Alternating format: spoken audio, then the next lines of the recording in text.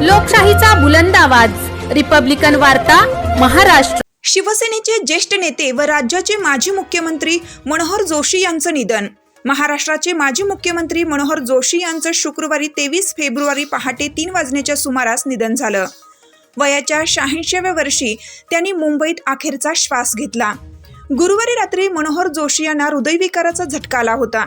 यानंतर त्यांना उपचारासाठी हिंदूजा रुग्णालयात दाखल करण्यात आलं, मात्र उपचार सुरू असताना त्यांची प्राणज्योत मावळली आहे। त्यांच्या निधनाने राजकीय वर्तुळावर शोककळा पसरली आहे। मनोहर जोशी हे शिवसेनेच्या पहिल्या फळीतील नेते होते। शिवसेनेचे संस्थापक दिवंगत बाळासाहेब ठाकरे यांच्या निकटवर्तीयांपैकी जोशी होते।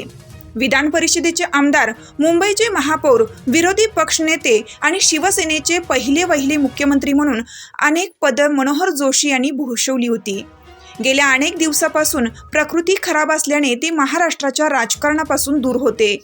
1976 ते 1977 या काळात मनोहर जोशी मुंबईचे महापौर होते। राज्याच्या निवडणुकीत शिवसेना, भारतीय जनता पक्ष, भाजप युतीने काँग्रेसचा पराभव केल्यावर ते महाराष्ट्राचे पहिले मुख्यमंत्री बनले। 1999च्या सार्वत्रिक निवडणुकीत मुंबई सेंट्रलमधून विजयी झाल्यावर ते लोकसभेत गेले। विशेष म्हणजे 1999 ते 2002 या काळात ते लोकसभेचे अध्यक्ष देखील राहिले आहेत। त्यांचे दुःखद निधन झाल्याने विविध राजकीय, सामाजिक, शैक्षणिक क्षेत्रातील मान्यवरांनी त्यांना भावपूर्ण श्रद्धांजली वाहिली आहे।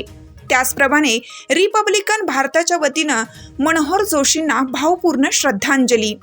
रिपब्लिकन वार्ता वृत्त संकलन, विभाग, नाशिक।